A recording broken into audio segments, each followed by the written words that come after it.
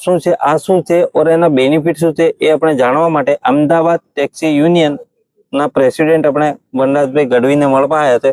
તો આપણે વનરાજભાઈ ગઢવીથી આપણે એક ઇન્ટરવ્યુ, નાનકડો ઇન્ટરવ્યુ લઈશું અને એમને વાત કરીશું કે ભાઈ આપણે આમાં ડ્રાઈવરનો શું બેનિફિટ છે અને એમાં ભારત જે ડ્રાઈવર છે એનો સુરક્ષાનો શું. તો આપણે નમસ્કાર વનરાજભાઈ. નમસ્કાર મુકેશભાઈ. હા, તો આપણે જે આજે આ જે ઇન્ટરવ્યુ લઈ રહ્યા છે તો આમાં ડ્રાઈવર આ ભારત ટેક્સી શું છે और આને કોણ કોણ ચલાવશે, કેવી રીતે ચાલશે, એનો આપણે સચોટ આપણે સાચો જવાબ આપણે આપો.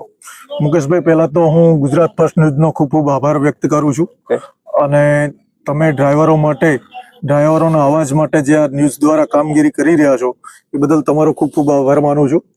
અને ડ્રાઈવરોને સચોટ માહિતી મળે એના માટે જે આ તમે ઇન્ટરવ્યુ કર્યું એ બદલ પણ તમારો ખૂબ ખૂબ આભાર, કે જેથી કરી ડ્રાઈવરોને પૂરું માર્ગદર્શન મળે.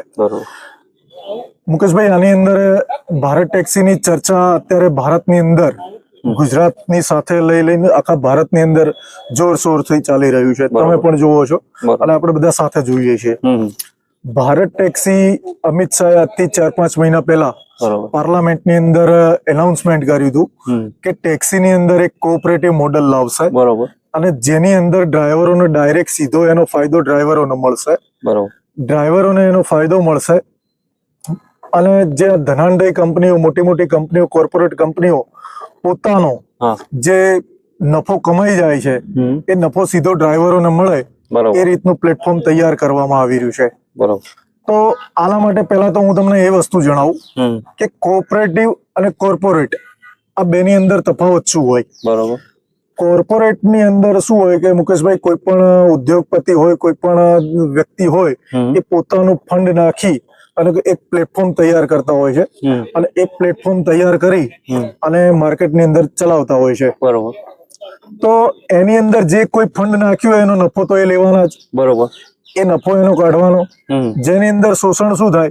પબ્લિક નું થાય, ડ્રાઈવરો નું થાય, આ બધાનું શોષણ થાય. ઘણી જગ્યાએ ગુજરાતની અંદર, રાજસ્થાનની અંદર, મહારાષ્ટ્રની અંદર પણ આપણે આગળ જોયું કે મહારાષ્ટ્રમાં હડતાલો થઈ, ડ્રાઈવરોના આંદોલનો થયા. આપણા ગુજરાતમાં પણ ઘણી વખત અમે અમારા યુનિયનો દ્વારા આ બધી કામગીરી કરી ચુક્યા છીએ. પણ ક્યાંક ને ક્યાંક ડ્રાઈવરોનું કાયમી સોલ્યુશન કોઈ આવતું નતું. કોઈ પણ જગ્યાએ કાયમી સોલ્યુશન આવતું નતું, જેના માટે ડ્રાઈવરોએ અને સારા સારા યુનિયનોએ, એસોસિએશને સરકારને રજૂઆતો કરી અને સરકારે આપણી વાત સાંભળી. ડ્રાઈવરો માટે વાત સાંભળી અને સરકારે એક નિર્ણય કર્યો કે ભાઈ આના માટે એક પ્રાઇવેટ પોતાની ડ્રાઈવરો થકી ઉભી થતી એક કંપની બનાવીએ, એક પ્લેટફોર્મ બનાવીએ કે જે ડ્રાઈવરો પોતે જ ચલાવે. કોર્પોરેટ નો મતલબ એ જ થાય કે તમે 10 જણા, 20 જણા, 25 જણા સાથે મળી અને જે એક સંસ્થાને ચલાવો એને કહેવાય કોઓપરેટિવ, કે જેની અંદર તમે પોતે જ માલિક હોવ, એને કરતા હરતા પણ તમે પોતે જ હોવ અને ચલાવતા પણ તમે પોતે જ હોવ. આ રીતનું એક કોઓપરેટિવ મોડલ તૈયાર થાય છે. જેમ આપણે અમદાવાદ, ગુજરાતની અંદર નહીં પણ પૂરા વિશ્વની અંદર એક સારામાં સારું મોડલ છે અમૂલનો. તમે અમૂલ આપણે ગુજરાતમાં બધા જાણીએ જ છીએ, દૂધ છે બધું. હા, અમૂલ એ કોઓપરેટિવ મોડલ છે. નાબાર્ડ, ઇફકો, ઘણા બધા કોઓપરેટિવ મોડલ છે. તો કોઓપરેટિવ મોડલ ઉપર ચાલતું આ એક પ્લેટફોર્મ તૈયાર થઈ રહ્યું છે,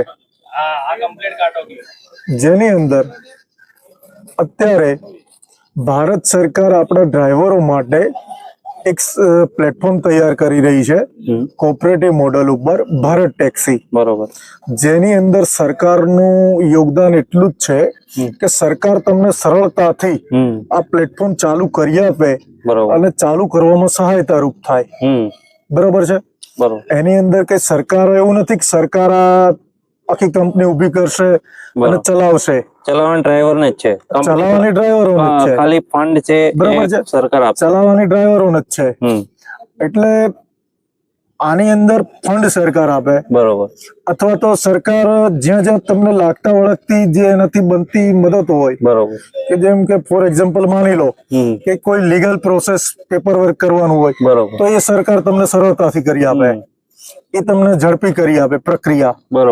કોઈ ટેક પાર્ટનર કંપની આવે આની અંદર ચલાવવા માટે આ એપ્લિકેશન ચલાવવા માટે ટેક કંપની જોઈએ બરોબર. કે સરકાર તો એને ચલાવવા નહીં હમ. તો ડ્રાઈવરો એટલો અભ્યાસ હોય નહીં કે બરોબર. પોતે ટેક કંપની ચલાવી શકે હેન્ડલ બરોબર. કરી શકે. બરોબર.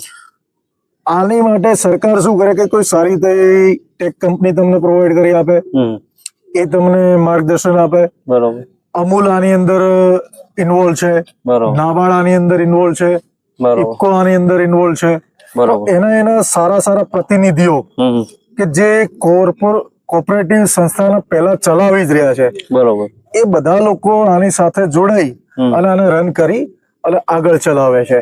બરોબર. તો આ રીતે ભારત ટેક્સી આવી રહી છે. બરોબર, હવે આપણે એ જાણી રહ્યો, હવે આના અંદર ડ્રાઈવર ને ભાડો શું મળશે અને બીજું ડ્રાઈવર ને કયા કયા બેનિફિટ છે એ બી અમને જણાવો. બીજો પ્રશ્ન બોલો. બરાબર મુકેશભાઈ, તમારો પ્રશ્ન બહુ સારો છે હમ. અને અમને પણ ઘણા બધા અમારા સભ્યો ડ્રાઈવરો પૂછતા હોય છે હમ. કે વનરાજભાઈ, અને હું તો ઘણા ડ્રાઈવરો સાથે સંકળાવું છું, યુનિયન ચલાવું છું. બરોબર. છેલ્લા 2-3 વર્ષથી અમદાવાદની અંદર અમદાવાદ ટેક્સી ડ્રાઈવર યુનિયન ચલાવું છું. હમ. અને મોટા ભાગના ડ્રાઈવરોનો આ એક પહેલો પ્રશ્ન છે બરોબર. કે ચલો એપ્લિકેશન આવશે, હમ. ઓલા ઉબેરની સામે ટક્કર આપશે, બરોબર. ડ્રાઈવરો એની સાથે જોડાશે. હમ. ડ્રાઈવરોનો મેઇન મુદ્દો પ્રશ્ન એક જ છે કે ભાડું ક્યાં મળશે હા, બરોબર. અને કેટલું મળશે. બરોબર.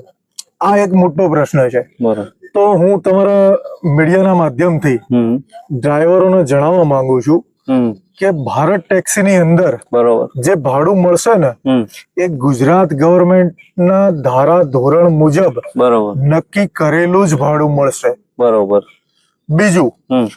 આની અંદર જે તે સ્ટેટની અંદર હમ. આખા ભારતની અંદર થઈ રહ્યું છે. બરોબર. આ એકલું ગુજરાતની અંદર તો છે નહીં. બરોબર.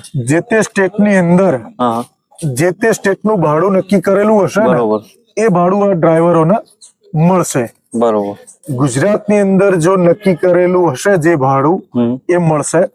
બીજું, હું તમને એક માહિતી આપી દઉં એટલી બરોબર. કે ગુજરાત સરકારની અંદર જે ભાડા નક્કી કરેલા હતા હા. એની અંદર ઘણા સુધારા કરવાની જરૂર હતી. બરોબર. અમે એના માટે ઘણા સમયથી કામ કરતા હતા. હમ. તો એ ભાડા સુધારા કરી હા. અને અમે એને સરકાર સામે રજૂ કરી દીધું છે બરોબર. ભારત ટેક્સી દ્વારા. બરોબર. કે સરકારશ્રીને આપણે જણાવ્યું છે કે કેટેગરી વાઇઝ હમ. અહીંયા ટેક્સીઓ 2-3 કેટેગરીમાં ચાલતી હોય છે. બરોબર. એક હેચબેક ચાલતી હોય છે, બરોબર. એક સેડાન ગાડી ચાલતી હોય છે બરોબર. અને એક એક્સયુવી ગાડી ચાલતી હોય છે. બરોબર. તો 3 કેટેગરી વાઇઝ આપણે ભાડા નક્કી કરી અને સારા એવા ભાડા લખી સરકારને આપણે આપી દીધા છે હમ. ભારત ટેક્સીના સપોર્ટથી. અને ત્યાંથી જે આપણે કર્નલ સાહેબ ગાંધીનગર આવ્યા હતા હમ. અને એમને મીટિંગ કરી હતી બરોબર. અને સરકાર જોડે અમે રજૂઆત પણ કરી હતી હમ. અને સરકારને કામ આપી દીધું છે. બરોબર. અને ટૂંક સમયની અંદર બરોબર. ગુજરાત સરકાર તરફથી નવા ભાડા નક્કી કરીને આવી જશે. એ ભાડા ભારત ટેક્સીની અંદર લાગુ થશે.